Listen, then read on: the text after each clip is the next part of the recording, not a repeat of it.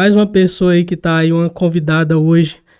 Na minha opinião, é até o que eu tinha falado com o Rafa, eu sou suspeito de falar dessa pessoa.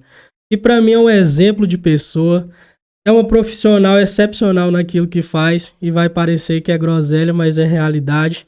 Enfim, estamos aqui com a Patrícia, secretária de Desenvolvimento Econômico da cidade. E aí, vocês vão adorar hoje esse bate-papo. Vai ser uma coisa bem notória. Por quê? Porque muitas dúvidas vão ser sanadas hoje. Muita coisa que você às vezes não tem conhecimento, você vai poder ter o conhecimento hoje. Presente, Patrícia. Boa tarde a todos, sou Patrícia Nonato e vim contar um pouco da minha história. Então, pegando já um gancho já, para você passar um pouco da sua vivência, passar um pouco também da profissional e da pessoa Patrícia. Fala um pouco aí para quem está nos assistindo, qual que é a experiência hoje de ter uma secretaria na mão e qual que é a experiência da pessoa, da Patrícia. Qual que foi um desafio imposto nesse cargo que foi lhe dado? Bem, é um orgulho estar à frente de uma secretaria, de uma pasta, né, que eu tenho um carinho muito especial por causa da minha formação, por ser economista. Considero a realização de um sonho. Durante vários anos, né, eu acompanhei o cenário político da nossa cidade como espectador, como cidadã, e ter a oportunidade de atuar diretamente com políticas públicas, né, que possam repercutir positivamente para o empreendedor, para o cidadão, isso daí é algo inimaginável, né, algo que eu não esperava e que hoje eu me realizo em cada ação, em cada conquista que eu consigo frente à pasta, porque eu estou fazendo, né, realmente aquilo que eu acredito. E você conseguir fazer, né, com que o seu sonho se torne realidade, mantendo o seu princípio, daí realmente, né, fazendo uma analogia, não tem preço, né? Você conseguir conduzir um negócio, ajudar pessoas, né, dar uma resposta ao cidadão no tempo que ele espera, da forma como você acredita, né, reforçando mais uma vez, porque todos são iguais. Isso é uma coisa que eu peço a toda a minha equipe, trate todo mundo como se fosse você mesmo, ou se fosse alguém da sua família. Então a gente busca, né, no atendimento, trazer esse atendimento diferenciado, personalizado, para que as pessoas se sintam realmente num ambiente acolhedor e que a Secretaria de Desenvolvimento Econômico ela não esteja distante da população, né? Durante muito tempo eu imaginei que a pasta era uma pasta que estava aí se sobrepondo à outra, que ela era diferente. E, na verdade, não. É uma pasta que tem que acompanhar os anseios do cidadão quando ele vai direcionar uma oportunidade de emprego, quando ele vai orientar para poder fazer uma carteira de trabalho, a fazer um currículo, para chegar numa oportunidade de emprego que muitas vezes ele acredita que ele não vai ter chance. Uhum. Então, essa humanização do atendimento, essa recepção, ela é importante para o trabalhador, independente se ele é de Itabirito, se ele está chegando de fora, ele tem que ser bem recepcionado. E na SEND, como um todo, quando você chega no posto da Receita Federal, muitas vezes a gente vê pessoas mais velhas, né, que têm dificuldade e que, enquanto eu estava trabalhando no banco, eu via essa distância, né? O banco ele vai se modernizando, os serviços vão sendo inovados, e a população ela se sente distante. Então, não, você tem que ter aquele acolhimento e entender o que o cidadão está buscando, né?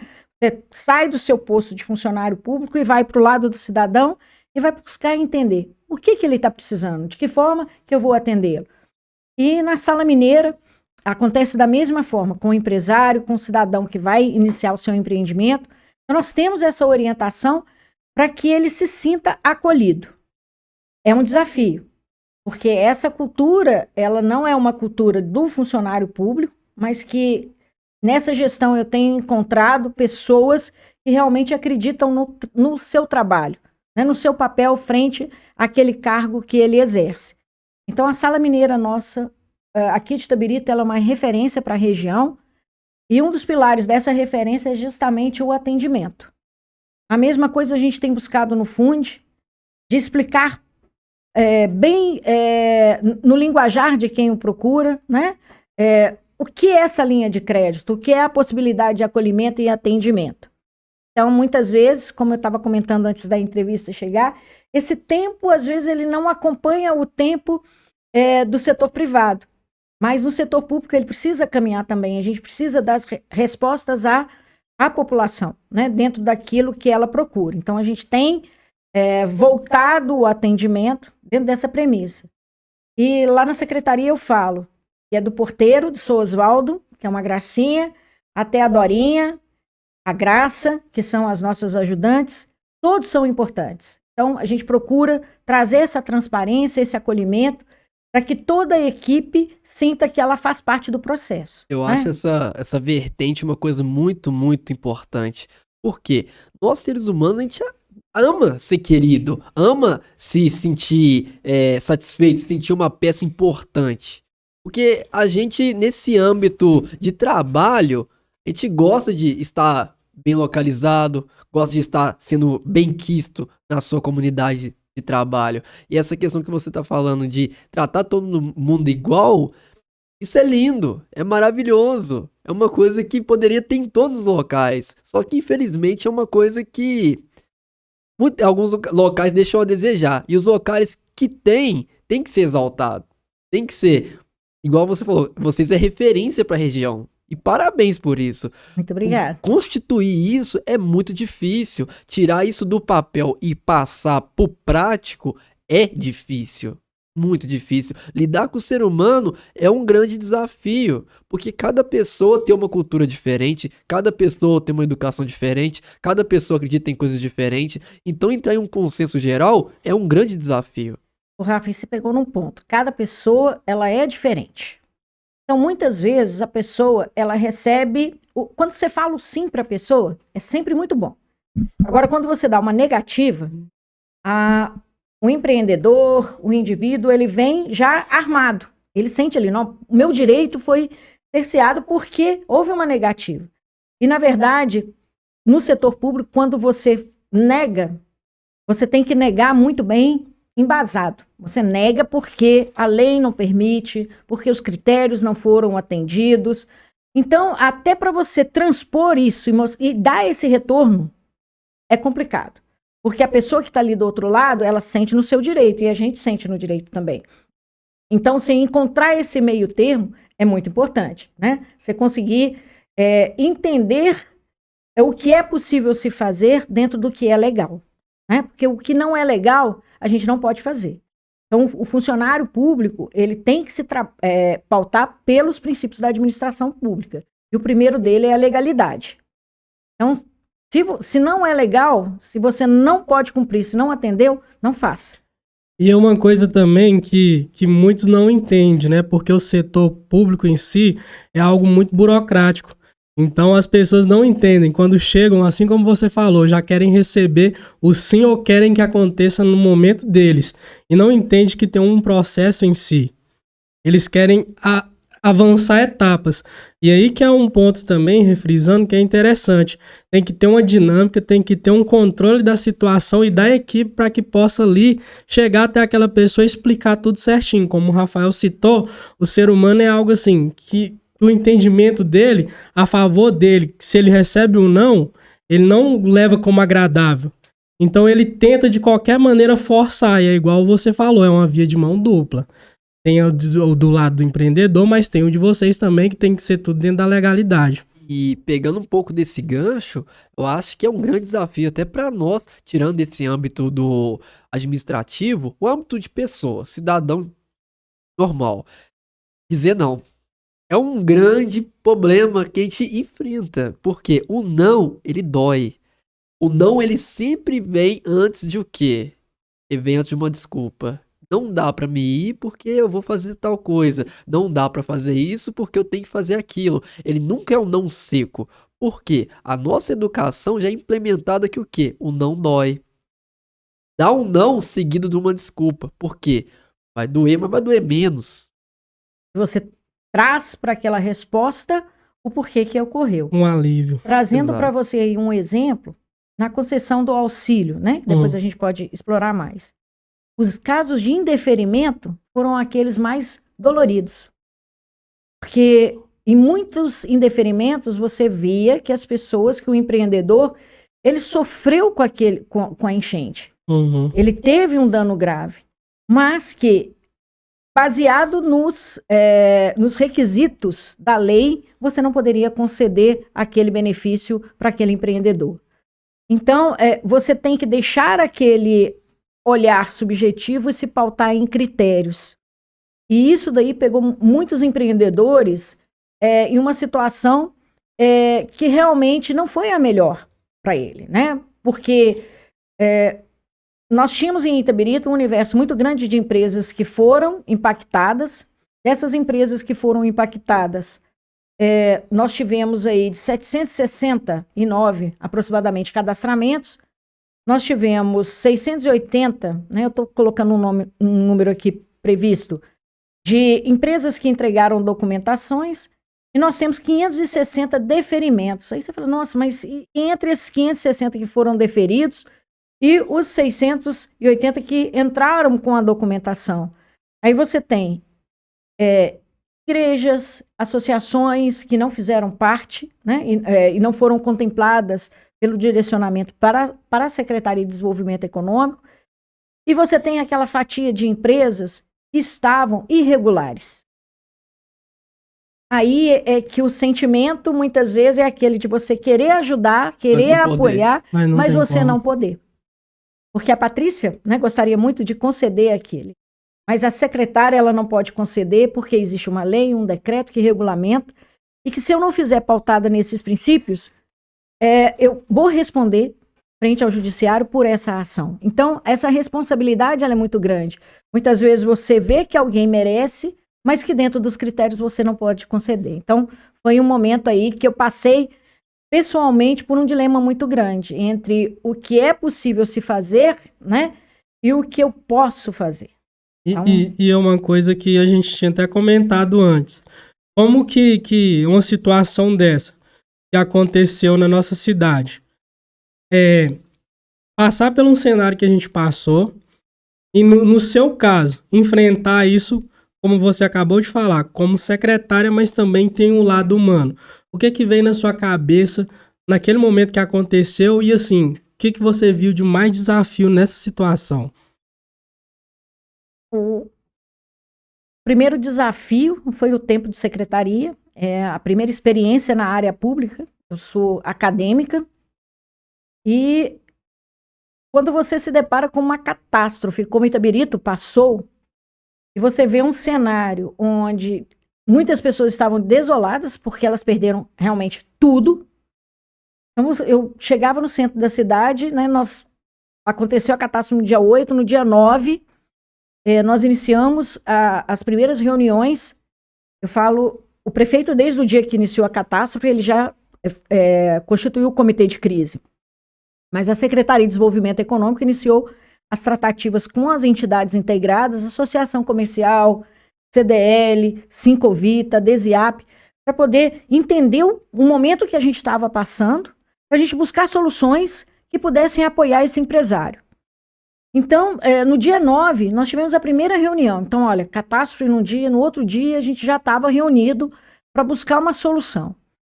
E a sensação é de impotência, de você ver uma cidade com um projeto maravilhoso, em pleno processo de recuperação do comércio, da economia, né? Um contexto de várias obras que estavam iniciando e que estão acontecendo paulatinamente, graças a Deus, pelo esforço do prefeito em reconstruir a nossa cidade e manter o projeto inicial.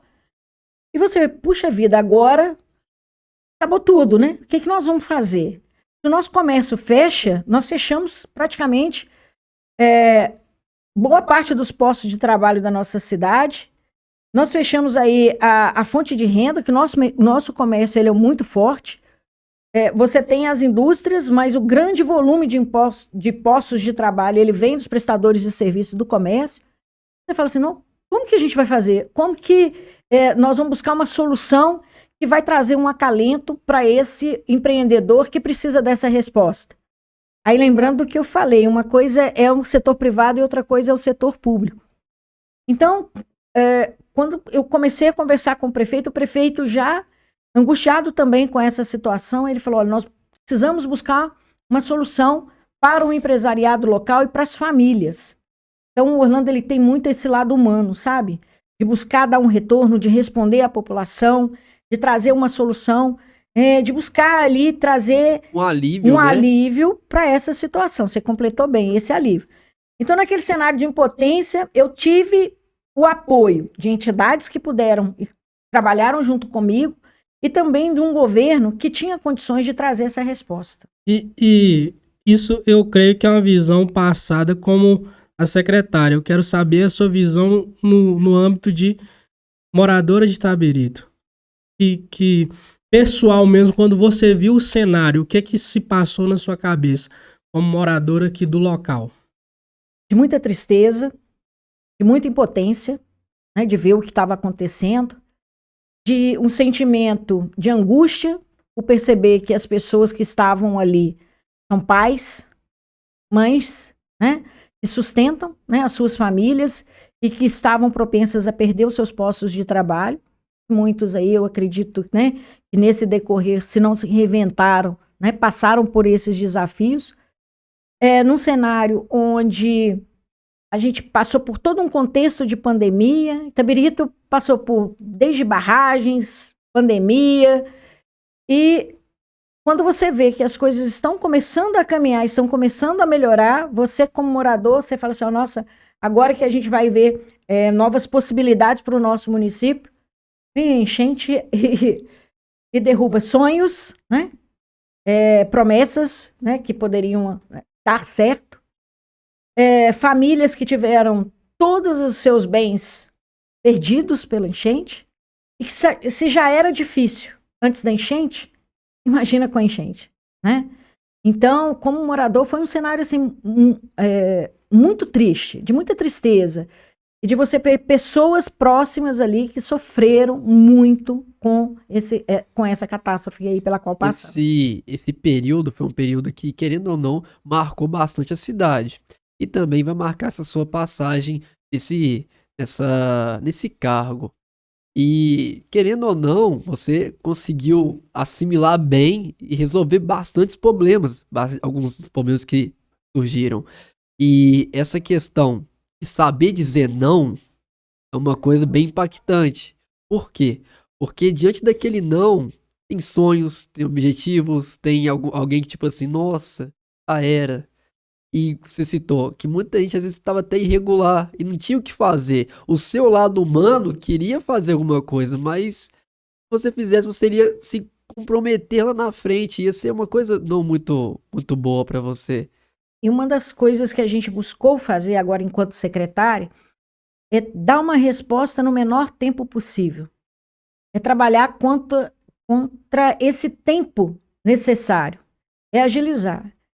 E eu tive uma força interna com a minha equipe, assim, fantástica, porque as coisas aconteceram muito rápido. Então, a enchente aconteceu no dia 8, no dia 16, a nossa parceria começou com o diagnóstico da DESIAP, as empresas começaram a ser visitadas. No dia 28, a gente começou a receber documentação, e no dia 6, se não me engano, de fevereiro, na primeira semana de fevereiro, a gente já estava pagando o primeiro lote de auxílio. Então, assim, menos de um mês, você consegue dar uma resposta.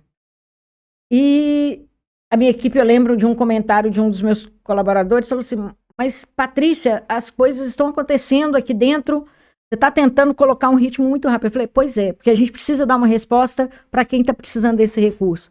A gente precisa fazer com que o auxílio chegue a quem precisa para que os postos de trabalho sejam mantidos. E que a pessoa tenha esperança de que vai voltar tudo ao normal. E graças a Deus voltou. Querendo ou não, muita coisa voltou a funcionar. Querendo ou não, muita gente estava aqui pensando, nossa, e agora? O que vai acontecer? Mas perante essa eficácia de conseguir fazer as coisas voltarem, graças a Deus, nem parece que foi uma cidade que passou por o que passou. E a grande satisfação que a gente tem também, ao passar novamente pelo centro da nossa cidade, é você ver que muitos negócios se reinventaram, fortaleceram a partir, né, do auxílio. O auxílio para muitos foi uma ajuda muito pequena, mas para outros foi o diferencial. E hoje, se você vê a constituição do número de empresas em Itabirito, o micro e pequeno empreendedor é a grande força que a gente tem. Então, poder dar esse alento, dar esse apoio para essas empresas, isso aí foi fantástico. Então, você vê hoje no nosso centro muitas empresas que estão com uma nova roupagem, né? Que souberam aproveitar a oportunidade, investiram em layout, em marketing e estão mais fortalecidos no mercado. E a gente vem com propostas, né, de acompanhamento dessas empresas a partir agora de agosto. Então, a gente vai abrir possibilidades para que essas empresas, não só essas, mas outras que também não foram impactadas, possam ter uma consultoria gratuita do Sebrae. Então, a gente abre uma outra perspectiva para essa empresa que está se reinventando, está começando a se fortalecer, a ter um acompanhamento de uma equipe profissional do Sebrae até o final do ano. Isso é muito bom, porque até a pessoa que eles não foi afetada, ela consegue ter esse acompanhamento? Sim, vai ser através do processo de inscrição, a gente vai abrir um link para que as pessoas, né, os empreendedores interessados no processo de consultoria, possam se inscrever. Então, esse daí é uma das ações, né, que vão dar continuidade ao projeto de apoio aos empresários. Mas tem muita coisa que a gente pode conversar. Quando vocês falaram, olha, a Patrícia hoje e a Patrícia, o que ela já foi, né? Como que eu cheguei aqui? Antes de você entrar nesse assunto, eu ia tentar mudar o norte dessa conversa para ir para onde até hoje você está. Porque, como eu falei, eu sou até uma pessoa que fica meio suspeito de falar, porque antes da secretária tem uma trajetória inteira, tem uma pessoa que é maravilhosa naquilo que faz no cenário acadêmico, assim, agradecer muito até aproveitando aqui, no momento a qual você foi ali professora pra gente ali na faculdade, pra mim e pro Saulo no caso, e assim, foi uma experiência muito, assim, legal demais ter te conhecido, foi maravilhosa, na verdade. Quero citar um ponto aqui, que eu acho que eu falei só com a Ludmila, que no caso é minha noiva. Chegou um tempo, acho que do 3º pro 4º, aconteceu algumas situações que nem é bom ser comentado aqui, que a gente conversou até por telefone, eu acho que você lembra. Naquele ponto foi o ponto ali que foi, eu acho que chave ali, porque eu pensei naquele certo momento em desistir, de trancar a faculdade e parar ali. Mas você veio com as palavras ali, não desiste e tal, continua. Foi palavras ali que serviu para que eu continuasse e tá aí até então. Então, vou contar um pouquinho sobre isso. Eu venho de uma família muito simples, mas muito simples mesmo. Meu pai era mecânico da antiga MBR, que hoje é Vale, né? E a minha mãe era costureira. Então, a gente cresceu não tendo falta do básico, mas com o básico, né? Eu tinha um alimento na mesa, mas tudo era muito restrito. Eu via muito a dificuldade do meu pai para poder conseguir manter a casa, a minha mãe trabalhando ali, atendendo, né, os seus clientes, ganhando seu dinheirinho para poder nos apoiar. E eu estudava em escola pública. Então, essa experiência minha de estar num banco de escola, passando por dificuldades, eu estudava numa turma com um poder aquisitivo maior e eu me sentia um pouco retraída de ver todas as pessoas que tinham acesso, né, a um material de melhor qualidade. E como eu comentei com vocês já, né, em alguns momentos, a gente tinha uma contribuição do sindicato. Então, eu tinha um caderninho que era dado pelo sindicato, tinha o lápis, e eu tinha muita vergonha, mas tinha muita vontade de entender aonde eu queria, né, o que eu queria ser. E durante os anos que eu estudei no Raul Soares, eu tive assim um apoio muito grande das minhas professoras, que me marcaram. E que souberam entender que, naquele momento onde eu estava mais tímida, elas precisavam me dar aquele apoio, não deixar que eu ficasse de fora dos projetos. Eu tinha muita vergonha. Teve um dia, vou contar um caso aqui para vocês, que hoje é banal. Você compra sabonete Francis em qualquer lugar que você vai, né? Na minha época, sabonete Francis era assim caríssimo. E tinha um projeto para fazer um presente pro Dia das Mães. E eu tinha que levar um sabonete Francis, alfinete e fita. e meu pai não tinha recebido. E todo dia minha professora me perguntava, cadê aquele, né, Patrícia, você não vai poder participar do projeto. Então foi algo que me marcou muito, até o dia que eu tive a oportunidade do meu pai receber e levar o sabonete Francis e o sabonetinho para eu fazer o presente da minha mãe. Então eu entendo e tento me colocar em todas as situações que eu já tive num lugar que as pessoas estão hoje. Eu preciso entender aonde elas estavam e buscar entender isso. Então, assim, durante o meu tempo na escola, as minhas professoras me ajudaram nesse processo, né? De saber que mesmo não tendo condições, eu vou poder chegar em algum lugar. E me fizeram acreditar que era possível. Depois eu estudei no industrial. Aí eu tive bons professores também. E no industrial eu tive a oportunidade de ganhar uma bolsa para fazer o curso de magistério no ISAP. Então eu estudava no ISAP, no industrial de manhã, e com a bolsa eu estudava magistério. Falei, puxa vida, mas é nesse lugar que eu quero estar no magistério. Não, e aí a gente consegue notar a importância que tem o professor. É uma profissão que é maravilhosa. O professor, ele tem vocação para ensinar, ele tem uma didática, ele tem facilidade de o quê? De propagar aquilo que ele aprendeu de uma maneira mais simples possível, para conquistar o quê? O entendimento daquele que está aprendendo. Na sua vertente, você estava meio que perdido do que você ia fazer, do que você ia querer fazer da sua vida. É porque você não tem perspectiva. Exato. Quando você vem de uma família simples, a sua referência era a minha mãe costureira e o meu pai mecânico. Então, assim, qual o horizonte que eu tinha? Eu ia ter condições de fazer uma faculdade? Não. E isso aconteceu. Eu formei o meu ensino médio e eu não tinha como e não tinha acesso a uma universidade. Então, eu tive que começar a trabalhar. Quando eu comecei a trabalhar, eu tive a oportunidade de fazer meu curso de graduação. E aí, o meu pai teve condições, né, já aposentado, de me apoiar também. Então, aí eu fui fazer meu curso de graduação. Aí eu trabalhava em um banco, recebia o salário do banco, pagava a mensalidade da escola. Por isso que quando eu vejo um aluno que fala assim, olha, eu vou desistir, eu falo assim, não desista. O investimento que você está fazendo, hoje parece ser difícil para você, mas lá na frente ele vai trazer resultado.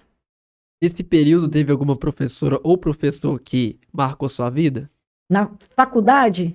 Em total. Na faculdade, sim. Teve o meu mentor, que é o Dr. Walter Kuhl. Hoje ele é falecido, mas eu estudava na Newton de Paiva e ele me acompanhou. Ele viu minha dificuldade. Eu casei muito nova também. Então, assim, a minha mãe tomava conta da minha filha para eu poder estudar. Trabalhava e estudava. Então, muitas vezes eu só via minha filha nos finais de semana.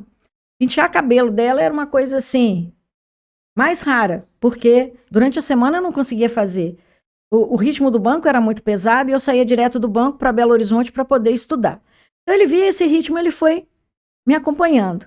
E quando o projeto de implantação de uma faculdade aqui em Itabirito caiu, assim, em uma parte, né, no acompanhamento dele, o Sr. Walter um dia encontrou comigo e falou assim, você tem vontade de dar aula? Né, eu estava no banco, depois que eu passei, eu perdi esse ponto de contar para vocês, eu passei no concurso público, fui para o banco. Aí o Walter me falou, seu Patrícia, você não quer dar aula? Eu falei assim, não, eu tenho muita vontade. Mas o que eu preciso fazer? Ele falou, você tem que fazer o seu mestrado, tem que fazer, né, sua pós, seu mestrado, para você poder dar aula. Aí eu fui, com o apoio do meu pai, e trabalhando ainda no banco, fiz a minha pós-graduação, depois, já trabalhando na faculdade, fiz o meu mestrado, e o Sr. Walter falou assim, olha, eu vou te levar para poder dar aula. E mais uma vez o papel do mestre, daquela pessoa que te apoia. O Walter, ele era professor da Unipac, e ele me convidava para poder ver as aulas dele. E ele falava assim, agora é você que vai dar aula. Aí eu ia para frente e dava aula. Aí depois ele falou assim, hoje eu não vou poder dar aula, você que vai me substituir. E aos poucos ele foi me apresentando o universo acadêmico. E eu trabalhando no banco, e ele com esse despertar. Aí sempre um papel de um anjo para poder te apoiar, né? E ele me Uhum. apoiando, me ensinando. Aí eu fui depois, na faculdade, eu comecei a trabalhar em pesquisa com ele também. Aí chegou um momento que eu, depois de 10 anos de banco, eu falei, eu tenho que escolher. Ou eu trabalho na faculdade, ou eu permaneço no banco. Aí foi um dilema muito grande, porque para minha mãe, simples, se você passa num concurso público e você tem uma estabilidade, você não deve largar aquilo Não para deve trás. largar jamais. Então, aquilo dali foi muito desafiador para mim, tomar essa decisão, falar assim, olha, eu preciso sair do banco e ir para a área que eu acredito. Qual que foi o período, se foi esse ou se foi mais à frente, que você falou assim, não, eu tenho que ensinar, eu nasci para ser professor. Eu nasci para... Eu acho que no curso de magistério, mas esse despertar foi com esse caminhar junto com o professor Walter Cury. Foi porque, na verdade, eu acho que, assim, pelo que você contou, ele te colocou nesse cenário para você vivenciar, para você absorver, para ver se era aquilo mesmo que você queria. Eu acho que, no fundo, o mestre, ele sempre vê aquilo ali no seu aluno. Ele sempre vê que aquilo ali, ele pode não estar vendo naquele momento, mas é uma coisa que é o padrão, assim, que ele vê nele. Porque se eu não tivesse o apoio dele, eu não teria me tornado uma professora acadêmica. Hoje eu tenho aí 22 anos, né, de vida acadêmica. Então eu precisei de alguém para me mostrar que é possível, né? Então, um grande incentivador para me estudar também, ele sempre estava ali me apoiando. Olha, você precisa fazer isso. Vamos fazer tal curso. Olha o seu mestrado, como que tá? E hoje eu estou finalizando meu doutorado, e o meu doutorado também, ele e a minha mãe eram os grandes incentivadores. Eu falei, gente, mas como que eu vou fazer doutorado? Eu estou trabalhando, tenho que trabalhar para poder conseguir pagar minha mensalidade, tem a questão da casa, o meu esposo, como eu falei, eu casei muito nova, ele estava construindo, eu falei, gente, como que... Era uma realidade que não estava assim dentro... Não era acessível, Não no era caso. acessível. Aí agora, né, a minha mãe faleceu tem 8 anos, e a minha mãe era doida para que eu finalizasse o meu curso. Minha filha, cadê o seu doutorado? Você tem que fazer o seu doutorado. E quando ela faleceu, os meninos me acompanharam na faculdade, foram... É isso que eu falo, é por isso que a gente é professor, porque a gente ama o que a gente faz. E os meus alunos, eles me deram tanta força quando eu perdi a minha mãe, que eu achei que eu não tinha chão, eu não ia conseguir seguir em frente. E mesmo com depressão, eu fiquei um dia sem dar aula. Nem um dia. Eu tomava remédio, mas nem um dia eu fiquei sem dar aula, porque eu ia para a sala de aula e aquilo dali é onde eu falo assim, nossa, aqui é onde eu me realizo. É aqui onde eu quero estar. E os meus alunos, eles sempre me deram esse apoio. Aí chegou um determinado momento, veio o desafio, né, de migrar de uma instituição para outra, aí veio o convite para ser coordenadora. E eu larguei uma instituição onde eu estava há 19 anos, falei assim, vou para uma outra com um desafio diferente. Aí eu falei assim, não, eu vou. E junto com esse desafio, eu falei, eu vou estudar.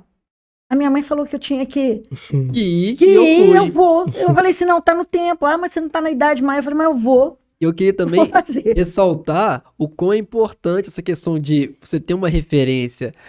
Como é que era o nome do... Dr. Walter Fuad Cury. Pois é, você ter uma referência perto de você, você ter um exemplo a se apegar ali, você saber que, peraí, eu consigo. Eu vejo muitas pessoas usando o artifício de falar assim, não, a gente é de cidade pequena não dá certo isso, cidade pequena isso aqui não vai, não vira. Mas é aí que faz a diferença acontecer. É quando você pega um exemplo próximo de você, o seu vizinho, ou se não uma pessoa conhecida ali que conseguiu exercer aquela profissão. Então, se ele conseguiu, por que você não vai conseguir? Se apega àquele exemplo ali, faz com que aquilo seja uma referência. Tome aquela pessoa ali como um mestre, como um mentor. Peça conselho para aquela pessoa ali, porque ninguém é melhor para falar sobre algo do que aquele que domina o que faz. E em todos os sentidos, né? Tanto pessoal quanto profissional, a gente precisa ter uma referência. E a referência é importante. Nessa trajetória, nesses 22 anos aí como professora, e eu falo que a minha base para ser hoje secretária, ela vem dessa experiência que eu adquiri, você saber ensinar é uma coisa, agora você ter a possibilidade de você agir e implementar é outra. Então, nesses 22 anos, eu trabalhei com muitas pessoas que fazem a diferença na nossa região. Então, com empreendedores que atuam no mercado, com profissionais que atuam em empresas, com CEO de empresas. Então, assim, eu tive a oportunidade durante essa vida acadêmica de mais aprender do que ensinar. Porque se eu chego dentro de uma sala de aula e eu acho que eu sei tudo, posso voltar para casa. Porque todo mundo tem algo para passar para o outro. Então, aquela vergonha que eu sentia lá atrás de perguntar, de ficar retraída pela minha condição, depois quando eu comecei a estudar, de achar que eu não sabia, isso a gente precisa dar voz, porque quando você tem aquele aluno que te questiona, que contribui, que te apoia e que você vê o seu crescimento, olha o exemplo que eu estou vendo aqui à minha frente, você fala assim, olha, eu estou no caminho certo, sabe? Porque você consegue fazer a diferença. E o poder da educação é esse, é transformar vidas, né? E quando o professor entende esse potencial que ele tem de fazer a diferença na vida de uma pessoa, ele fala, ó, esse é muito mais do que ensinar, eu preciso acompanhar essa pessoa, né? Ser essa referência que ela precisa. Então, isso aí é muito gratificante. E hoje, com a minha equipe, né, como secretária, você vê esse sonho de fazer essa transformação, de você ensinar, você ensina política pública, você coordena um curso de gestão pública, e hoje você fala assim, olha, eu consigo mudar a realidade, eu consigo trazer coisas positivas para o meu município. Então, isso é muito legal, né? E uma coisa também que é interessante de ver, nessa trajetória toda que você conta aqui, são também, assim, são coisas que eu fiquei até pensando aqui, meu Deus, vamos chorar de novo, hoje é dia. E aí, o que é interessante de ver nisso tudo é o seguinte, quando a pessoa, ela alcança aquilo ali que, no seu caso que você falou, não era acessível no momento, e quando a pessoa chega nesse ápice, aí muitas pessoas vão lá e falam assim, foi sorte. Ah, que hoje, quando vê, fala assim, ó lá, chegou por conta disso e disso. Mas quando vê essa trajetória toda, a pessoa vai pensar assim, vai ter outro perfil, vai ter outra imagem daquela pessoa. Eu nunca imaginei que tinha se passado essa situação. Entende? Às vezes pessoas que faziam um pré-julgamento premeditado vão passar a ter uma admiração e entender porque muitas pessoas admiram você pela essa caminhada toda, pelo esforço todo. E nunca foi sorte, sempre foi seu trabalho e sua persistência. Você sabe que você trabalhar, você pegar um serviço, às vezes, eu pegava 7h30, 8 horas que a agência tinha que estar aberta, eu já saía direto do banco para ir para a faculdade, chegava 00:30, para no outro dia estar ali. E você chegava no final do mês, você não tinha um dinheiro, você não tinha R$1 para você fazer, só tinha dinheiro quando vinha 13º, quando tinha pagamento de resultados do banco. Então, assim, eu sei o quanto é importante o investimento que você faz em educação. Eu sei o quanto é difícil para as pessoas chegarem num determinado cargo. Mas uma coisa que a gente não pode esquecer nunca é no lugar que você está, você esquecer a sua essência. As pessoas que fizeram parte da sua vida, seus vizinhos, né? A sua família. Você hoje, quem está no cargo público, ela está no cargo público. Mas esse cargo, ele vai passar. E o que você faz ali à frente desse cargo, permanece. O que você fez positivo vai marcar positivamente as pessoas. Se você faz algo que não foi legal, vai ficar marcado também. Isso a gente não pode querer trazer para a sua vida, porque você está ali representando. Uma das coisas que eu falei quando eu assumi como secretária é que eu precisava honrar os meus alunos. Porque os meus alunos acreditam no trabalho que eu faço, né? O prefeito me confiou uma função, e eu tenho uma família e alunos que me acompanham. Então, se eu faço algo que não está certo, como eu chego na sala de aula e sou a referência para eles? Então, eu tenho essa responsabilidade. Então, o que às vezes me tira o sono é saber se eu estou no caminho certo, se eu estou fazendo aquilo que corresponde à expectativa que eles têm. E principalmente a expectativa que o meu pai tem de mim. Sabe? Um senhor de 83, faz 84 agora em agosto, e que me trata como se eu tivesse 5 anos até hoje, que me acompanha, que me apoia, que me dá todo o retorno que eu preciso e que acredita no que eu faço e que anda de cabeça erguida. Então eu preciso fazer com que meu pai tenha orgulho de mim, né? E que ele saiba que o momento que ele às vezes deixou de ter uma coisa boa para ele, né, naquele momento que eu estava fazendo faculdade, ele me apoiar, ou em todos os momentos que eu precisei dele, que ele me ajudou, ele saiba, olha, o que eu fiz valeu a pena para que a minha filha chegasse onde ela está. Ou seja, a responsabilidade é grandíssima. Por quê? Porque você é dita como uma referência para aqueles que te acompanham e para aqueles que tomam aula com você. Então, tipo, é maravilhoso isso aí. Ao mesmo tempo dá um friozinho na barriga, ao mesmo tempo é uma coisa muito boa. Imagina o quão deve ser maravilhoso isso aí. Isso. E uma coisa que eu aprendi durante esses anos como professor. Quando você começa a lecionar, você começa ali travado, fechado, porque você não tem muitas vezes o domínio da sala de aula, você está aprendendo, mas a maturidade ela faz a diferença, sabe? Você entender que o aprendizado acontece de diferentes formas, que o crescimento de cada aluno, ele é diferenciado também, sabe? O seu 100% não é o 100% do Nailson. Mas a sua conquista do seu 100%, para mim, vai ser tão importante quanto o 100 que o Nailson tirar. Então, assim, esse aprendizado, ele vem com a maturidade. E isso deixa a gente encantado. Todas as apresentações de trabalho dos meus alunos, eu fico, assim, encantada. Porque eu até saio um pouco de cena e deixo que eles tenham contato com o mercado, levo sempre uma pessoa de referência para poder acompanhá-los. Esse semestre eu fiz diferente. Eu coloquei alunos mostrando para os alunos o resultado do trabalho deles, para que eles possam se inspirar, sabe? E isso daí é muito bacana. Isso daí eu me realizo. E na secretaria também, quando eu vejo o avanço, né? Quando você consegue acompanhar esse crescimento que acontece com os colaboradores, com os empresários, você fala assim, não, puxa vida, nós estamos no caminho certo, né? Tem uns desafios, mas a gente está conseguindo passar por eles, ora com um êxito muito maior, ora com alguns percalços, né? Mas a gente está sabendo que a gente está no caminho correto. O bom é saber que tem um problema. Pode deixar que eu soluciono o problema. Você ter essa ciência. Não você, só você, mas a equipe que eu tenho juntamente comigo, ela me dá essa sensação de que o problema pode ser difícil, mas a gente vai conseguir resolver. Independente do que for, como você acabou de citar. Pode ser com a proporção imaginada ou às vezes com algum percalço ou com algum determinado tempo, mas vai chegar no mesmo resultado. Então, assim, é uma coisa que é muito interessante, porque eu vejo, pelo que aqui até então foi falado, eu não sabia essa parte. Então, assim, por isso que a gente está mais ouvindo agora, porque nunca se passou essas etapas que você acabou de falar, a gente não tinha ciência dela, mas assim, é uma inspiração pra gente, ainda fica maior. No meu caso, assim, é algo que eu não sabia. Mas quando eu vejo isso, eu vejo assim, e assim como muitos que vão ver também, como que uma pessoa, ela mesmo simples, ela consegue alcançar seus objetivos.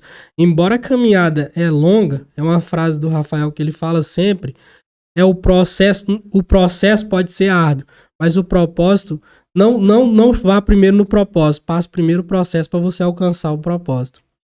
E uma coisa que foi fundamental é o apoio da família. Eu vejo muitas vezes, como eu casei muito nova, mas eu fui ter filho, eu tive uma trajetória aí também para engravidar, que demorou bastante. Foi essencial para mim eu saber que eu poderia ser mãe, mas poderia ser profissional também. E você consegue fazer a sua conquista com o apoio de familiares, sabe? Então, muitas vezes as pessoas são novas ou às vezes têm filhos. Não, eu não vou conseguir estudar, eu não vou conseguir ser uma profissional, eu tenho que constituir família. Não, gente, é possível, a gente consegue fazer, tem sacrifícios, e que hoje os meus filhos reconhecem, sabe? A gente tenta trazer essa realidade para eles. E uma coisa que eu falo muito para eles, nada na vida é fácil. Se não for resultado do trabalho, A gente não consegue. Eu tenho uma filosofia que ela se baseia no querer. O quanto você quer aquilo. Por quê? Quando você quer, você consegue extrair do impossível possibilidades de tornar ele possível. Igual, por exemplo, você não sabe algo, então você vai atrás da informação. Antigamente, havia aquelas enciclopédias Barça, que era caríssimo. Eu lembro que a minha prima tinha aquilo ali, eu ficava, nossa, que loucura. Comprava e se pagava em prestações. Exatamente.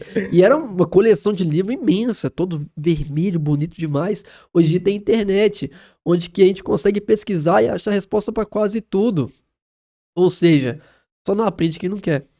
Sim. Tá aí para a pessoa pesquisar e absorver o máximo possível. Ou seja, voltando à filosofia, tudo depende do quanto você quer, tudo depende do seu querer. Se você tem como propósito algo, você vai viabilizar formas de conseguir, né, alcançar esse objetivo que você traçou. Não existe o mal ou o bom aluno, né? Todos estão ali concorrendo em igual nível. Vai ter aquele que vai se dedicar mais e aquele que se dedica menos. Se você se esforça, seu resultado é maior.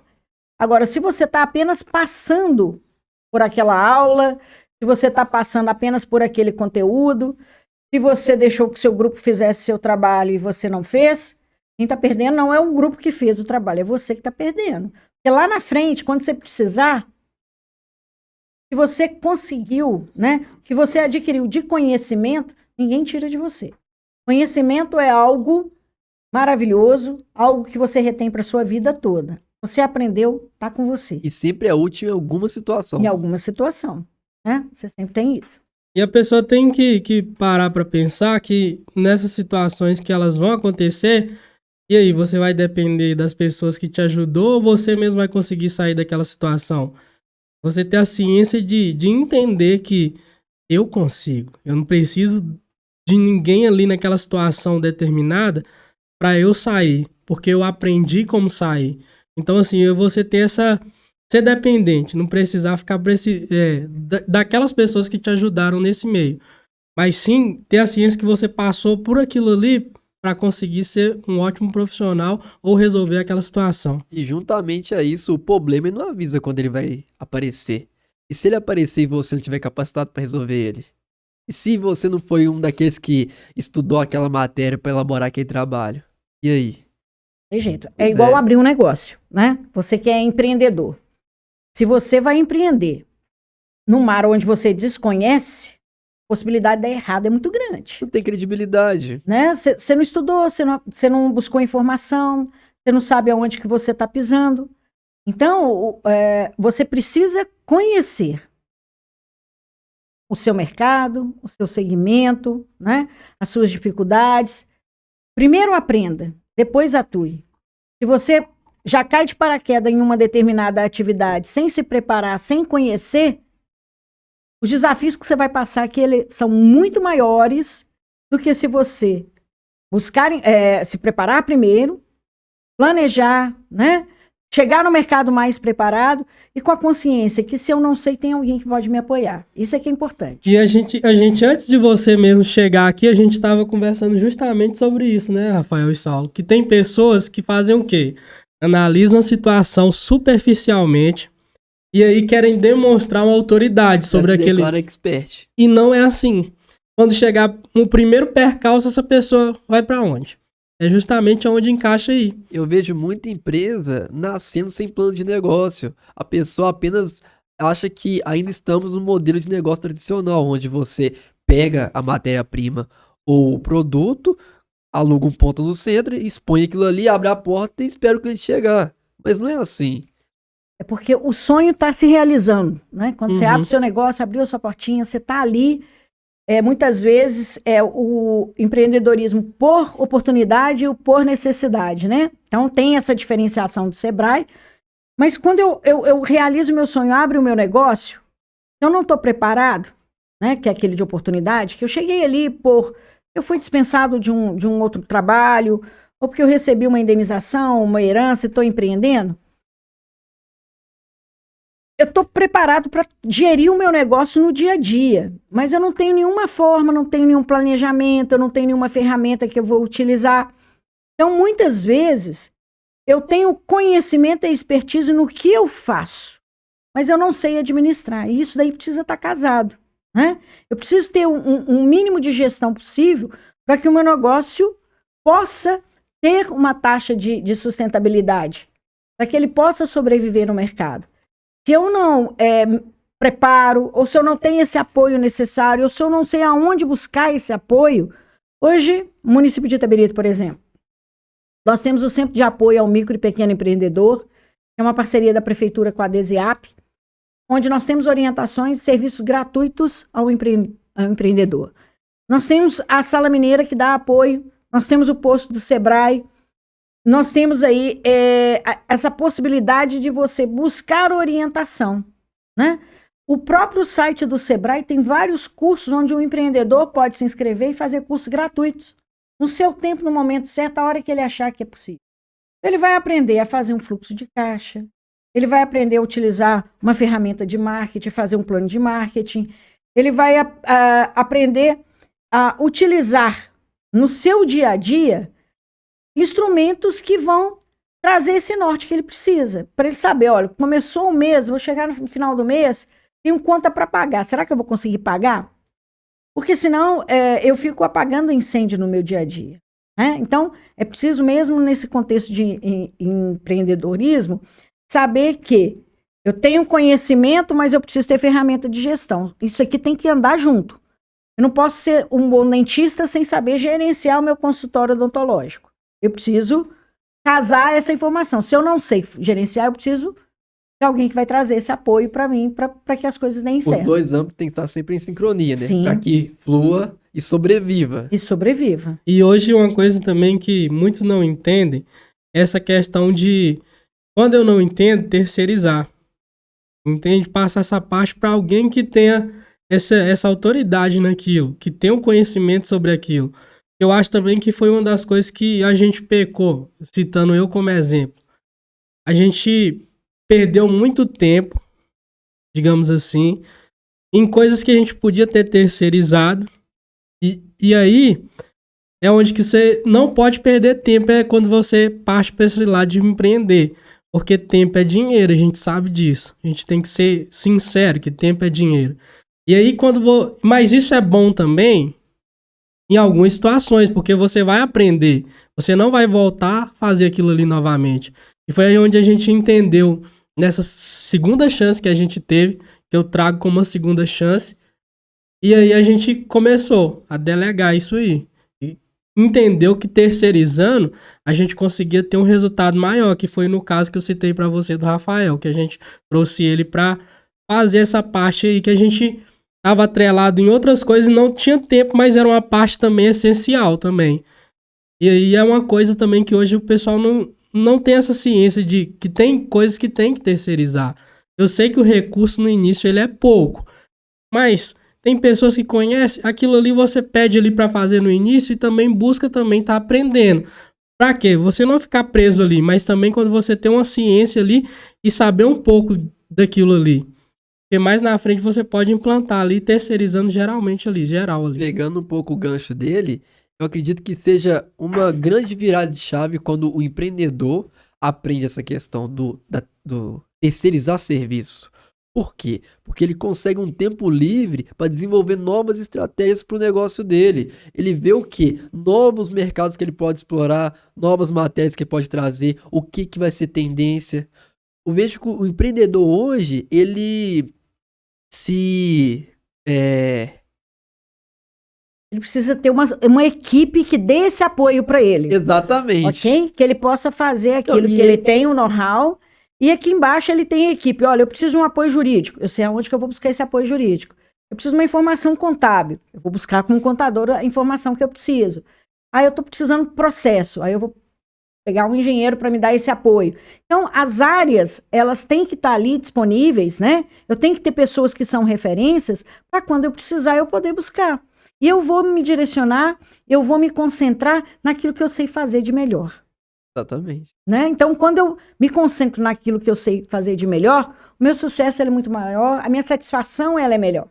Desgasta menos, né, também. Você se olhar. desgasta Você vai muito. lapidar uma qualidade sua e vai tornar ela cada vez melhor, porque você vai estar atuando numa coisa que você domina. Você quer ver uma coisa? Eu e meu irmão, nós tínhamos uma empresa de consultoria. Realizávamos diagnósticos empresariais, elaboração de planos de negócio, pesquisas de mercado. É um perfil de negócio diferenciado, onde você fecha acordos para poder fazer essas consultorias específicas. Se eu tivesse à frente de um ponto comercial e eu tivesse que executar uma cobrança para uma pessoa, eu teria certa dificuldade.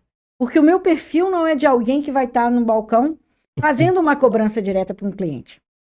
Então, eu preciso entender, olha, eu quero empreender, a área que eu vou empreender, ela requer que tipo de habilidade, que tipo de competência que eu posso ter. E se eu tenho algum ponto que é fraqueza, de que forma eu posso trazer um sócio para agregar para o meu negócio, um colaborador que vai trazer essa resposta, essa expertise que eu não tenho, né? Que aí ele vem a somar. Exatamente. Ou senão é a pessoa o que vem acontecendo muito é que, eu não tenho essa expertise para estar frente ao balcão, então eu tenho que aprender. Aí a pessoa se sobrecarrega aprendendo uma coisa que às vezes ela poderia estar delegando para uma segunda pessoa e o quê? Matando o próprio negócio. Eu vejo muita gente se abdicar de um grande negócio, de uma grande oportunidade, porque não estava dando conta, estava preso à empresa. A empresa que foi criada para o quê? Para conquistar aqui a liberdade financeira, estava tirando totalmente o sono, a paz, o sossego da pessoa. A gente abre negócio para o quê? Para oferecer um bom serviço e ganhar dinheiro. Não é para ficar preso àquilo ali. Aquilo tem que ser o quê? Tem que ser uma coisa que você gosta de fazer, não que você é escravo daquela função. Sim, aqui em Itabirito a gente tem grandes cases de sucesso, né, de grandes empreendedores, né, que estão à frente do seu negócio, mas que tem uma boa equipe por trás, né? Então você tem um suporte para que você possa fazer a gestão do seu empreendimento. Nós temos um caso específico aqui de um grande empreendedor. Você vai aí no supermercado, você consegue encontrar esse empreendedor. É o diferencial do negócio dele. É aquele relacionamento que só ele vai fazer com o cliente. E ele ainda faz e acompanha, né, todas as suas unidades. E é referência. Não é? Então, assim, você precisa ter o apoio para que você possa se concentrar e fazer aquilo, tomar as decisões necessárias, para que você possa direcionar e agir, né, nos pontos que você acredita que sejam importantes para o seu negócio. Uma coisa que também a gente conversa muito. Hoje as pessoas, elas pensam assim, não, mas se eu fizer esse investimento aqui, eu posso eu mesmo aprender, voltando para esse caso aqui. E às vezes é como a gente citou também, acabou de citar. Às vezes o empresário, o verdadeiro empresário, ele é o cara que pensa na estratégia, que executa a equipe. Ele é o cara que pensa, porque ele tá fora da caixa, ele tá analisando a situação fora da caixa. E quando você tá fora da situação, você consegue ter uma visão bem mais ampla, você consegue ter ali estratégias, traçar ali o que são algo a vez que não estaria ali em vista, se você estivesse dentro da situação, ali preso. Mas quando você sai e deixa a equipe ali, você tá só comandando. Como você tá falando ali, aquilo ali vai dar certo, isso aqui vai dar certo, vamos testar isso aqui, porque eu vi uma possibilidade de crescimento através dessa ação.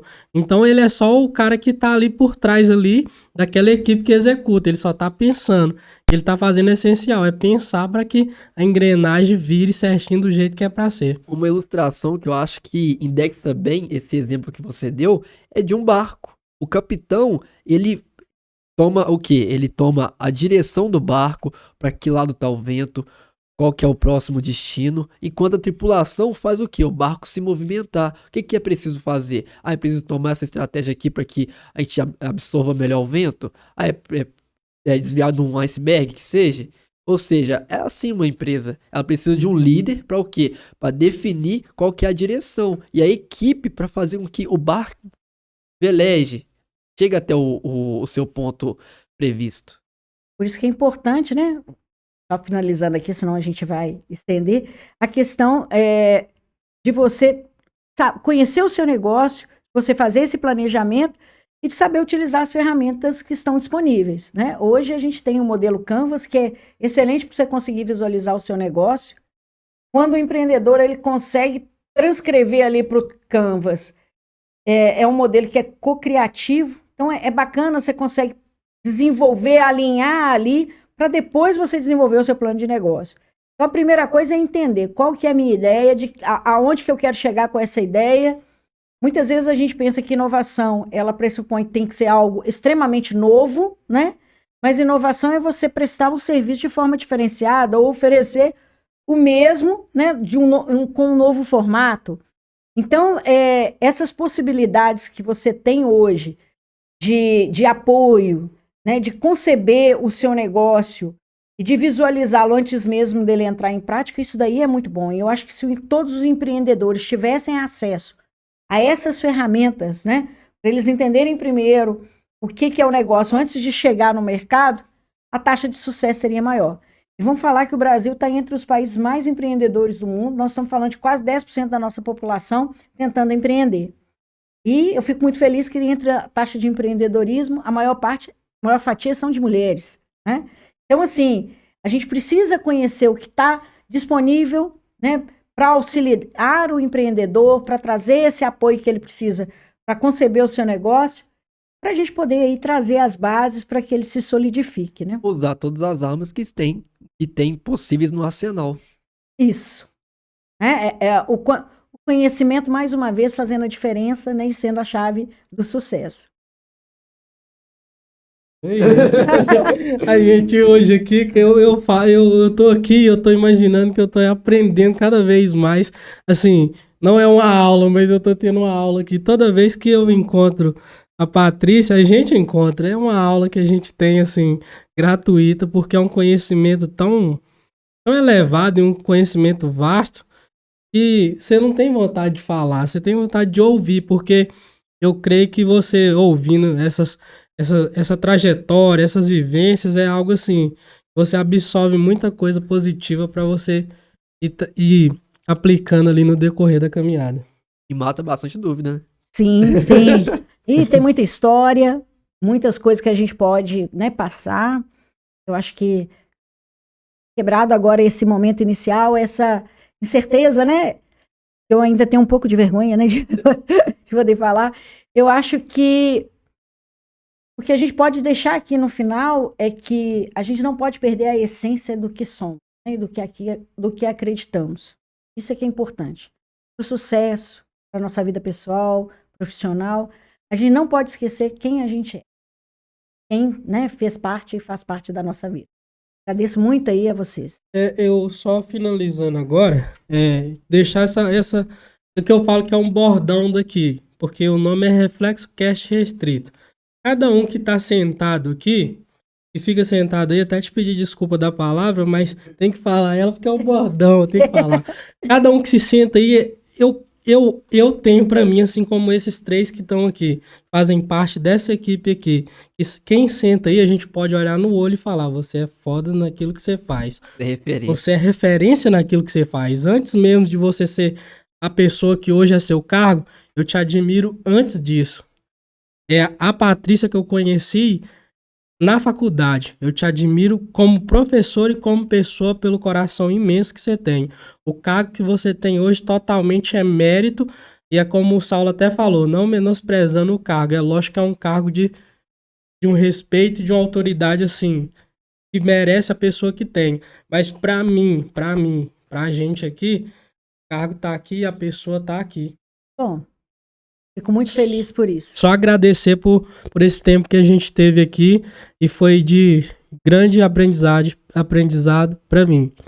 Eu me sinto lisonjeado, porque eu não a conhecia, pude conhecer um pouco da sua história hoje e que conquistou total admiração minha, porque eu acredito que um dos intuitos desse podcast é dar a oportunidade da pessoa contar um pouco da trajetória dela.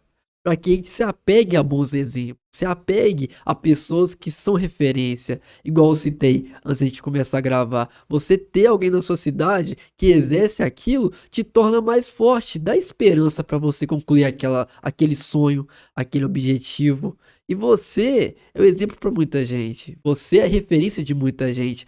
E hoje está se tornando a minha. Eu não te conheci, mas é uma grande referência a partir de hoje. Olha a responsabilidade, né? Então a gente não pode nunca matar os sonhos de alguém, né? A gente não tem que deixar a criança sonhar, o adolescente sonhar e ele saber que é possível, né? Acreditando com força e com trabalho, você no caminho certo. Às vezes pode ser difícil. Para mim, muitas vezes me pareceu impossível conseguir realizar determinadas coisas. Tudo foi muito sofrido. Não tem hora que a gente fala assim, nossa, na minha vida tudo é muito sofrido, gente. Não é? E comigo é mais difícil. Por que comigo é mais difícil? Parece que as coisas são mais... Mas não é. É porque Deus tem o tempo certo das coisas acontecerem. E eu acredito muito nisso, que Deus sabe o momento certo para que as coisas aconteçam. Às vezes, a gente é muito pequeno para entender o que Ele reserva para a gente. Ele fecha uma porta, passei por um desafio, já chorei com os meninos, e puxa vida, não é possível. Depois, Deus traz a resposta para a gente e traz uma outra oportunidade para mostrar para a gente que as coisas, elas podem ser diferentes e que a gente consegue se reinventar também, né? Muito obrigado pela oportunidade, fico aí à disposição de vocês sempre que vocês precisarem. Nós que agradecemos, que isso.